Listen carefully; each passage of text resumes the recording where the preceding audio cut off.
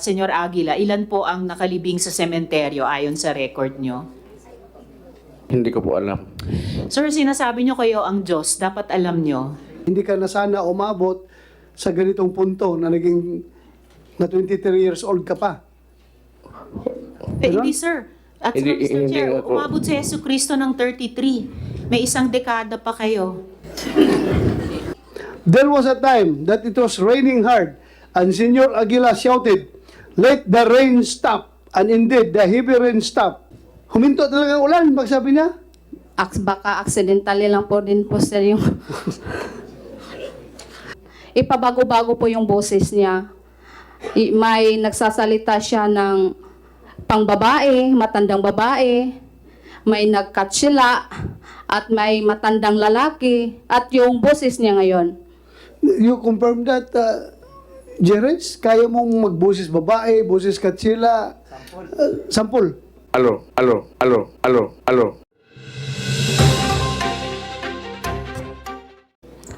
Magandang hapon po, Your Honor.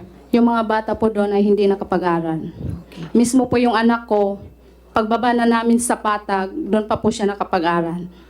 I see.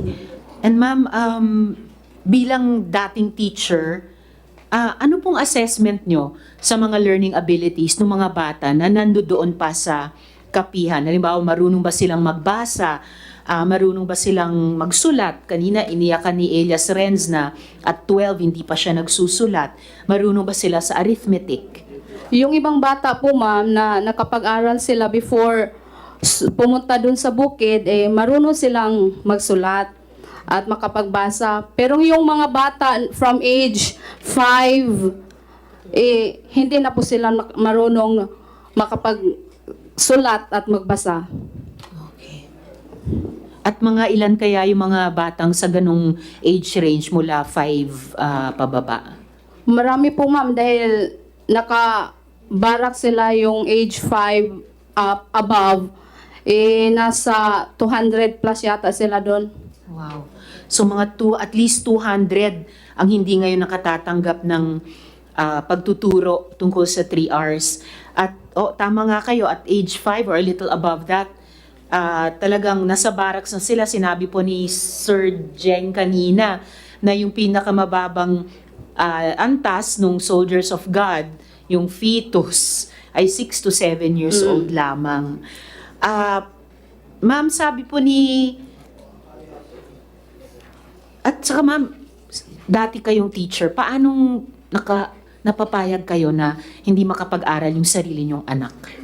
Dahil ipinagbabawal na po ni Senyor Aguila, ma'am, yung pag-aaral. Hindi pinag-aaral yung mga bata para hindi lumabag sa kanyang mga utos. At pag lumabag, pinarurusahan. Opo, ma'am.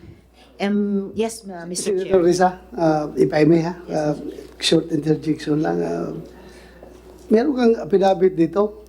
Sinabi mo, he was able, referring to Haring Aguila, Yes po, sir. he was able to change and comfort and contort his voice into different person. Yes po, sir. Anong different person? Yung una po, sir, yung cousin ko, nagkasakit siya, dinala sa hospital, at biglang dumating din po si Jerence Kelario. Oh. Pagdating niya po doon sa hospital, ipabago-bago po yung boses niya. May nagsasalita siya ng pangbabae, matandang babae, may nagkatsila, at may matandang lalaki, at yung boses niya ngayon. You confirm that, Jerez? Kaya mong magboses babae, boses katsila?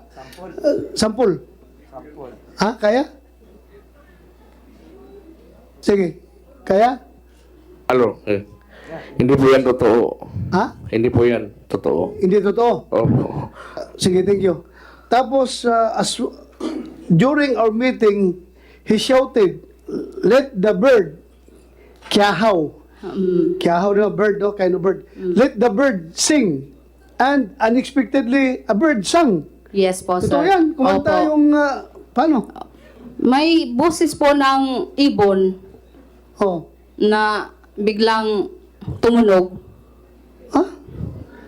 there was a time that galing sa kanya o galing sa ibon? May ibon talaga dumating na kumakanta? Sabi niya, tingog langgam kiyahaw at may tumunog na naman din na ibon. Okay There was a time that it was raining hard and Senor Aguila shouted, "Let the rain stop." And indeed, the heavy rain stopped.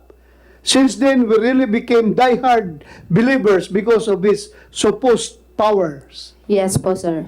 Huminto talaga ang ulan, pagsabi niya. Baka accidentally lang po din po, sir, yung... Bakit ka naging diehard? Noon po yun, sir. Ano yun? Yung sobrang diehard pa. Kaya nga po huminto ako sa pagtuturo. Okay, thank you. Senator Risa, go ahead. Salamat kayo, Mr. Chair. At ma'am, sabi din po ni Mr. Galanida, gusto daw nila magtayo ng school. Ano pong tingin nyo doon sa planong yon? Ngayon lang din po sila nagplano na magtayo ng school nung pumutok na po yung kaso, ma'am. Bakit ganun yung timing? Sabi nga nung ibang tao na nandun pa sa baba, sa bundok, parang cover up ba? Yung cover up na hindi sila matatawag na kulto doon. So pati yung pagtatayo ng school na ipinagbabawal naman ang mga bata makapag-aral, ngayon gustong gawin para i-cover up yung Opo. mga akusasyong iniimbestigahan. Opo, ma'am. Saka ma'am, ano exactly yung pinangako? Ano exactly yung pinangako sa inyo ni Senyor Aguila kaya kayo sumali noon? Pinapangakuan po kami, ma'am, ng langit. Pag makasunod po kami sa kanya, lahat po kami ay mapupunta sa langit. At yung hindi sumunod doon sa kapihan, ay pupunta kami sa impyerno. Balita po namin, explicitly sinabi ni Senyor Aguila ang mga government employees hindi mapupunta sa langit. Opo, ma'am. Talagang napatingin kami sa isa't isa lahat dito na nagtatrabaho sa Senado. So, bakit po kayo nakumbinse noon na sumama? Dahil po sa mga insidenteng Opo. binasa ni Chair sa affidavit nyo. Opo, ma'am. Salamat po, Ms. Riza. Mr. Chair, isang follow-up question po kay Mr. Galanida at isa po Yes, kay Ms. Lovely kung maaari. Go ahead, go ahead. Salamat kayo, Mr. Chair. Kay Mr. Galanida or kahit kay Senyor Aguila, sa record po ninyo, sige, Mr. Galanida, sa record Yes po po. ninyo, ilan po ang nakalibing sa sementeryo?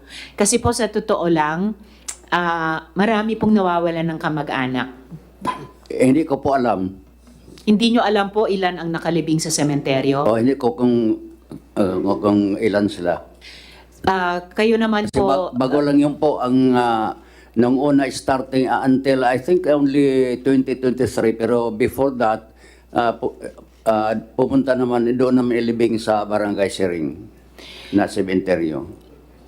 kung hindi nyo po alam, Mr. Galanida, kayo po, Senyor Aguila, ilan po ang nakalibing sa sementeryo ayon sa record nyo? Hindi ko po alam. Sir, sinasabi nyo kayo ang Diyos, dapat alam nyo. Ilan po nakalibing Hindi po, sa sementeryo? Pwede po Bisaya. Pwede. Kung tinuod pa nga, mingon ko nga ako, Diyos, dili ta na ko maabot sa punto nga gani, ma'am. 23 years old pa man ko. Dili. 23? 22 mo, 23 pa karon 22 February, na. opo. Oh, Sorry po. okay. Pakiulit nga yung sinabi mo, kaya i-translate ko na Tagalog para maintindihan ng lahat. Sige. Kung tinuod pa nga nag-ingon ko nga ako Diyos, dito na ako maabot sa punto nga may ani ko. Nga 23 years old pa man ko. Kung totoo na sinabi mo na ikaw ang Diyos, hindi ka na sana umabot sa ganitong punto na naging na 23 years old ka pa. Hindi, sir. At saka, Hindi- Mr. hindi Chair, ako- umabot si Yesu Cristo ng 33. May isang dekada pa kayo. Anyway, Mr. Chair, Yes. kung maaari, Senyor Aguila, magdala po kayo ng impormasyon bukas or kung kailan i-schedule ng chair ang hearing ulit tungkol sa registered deaths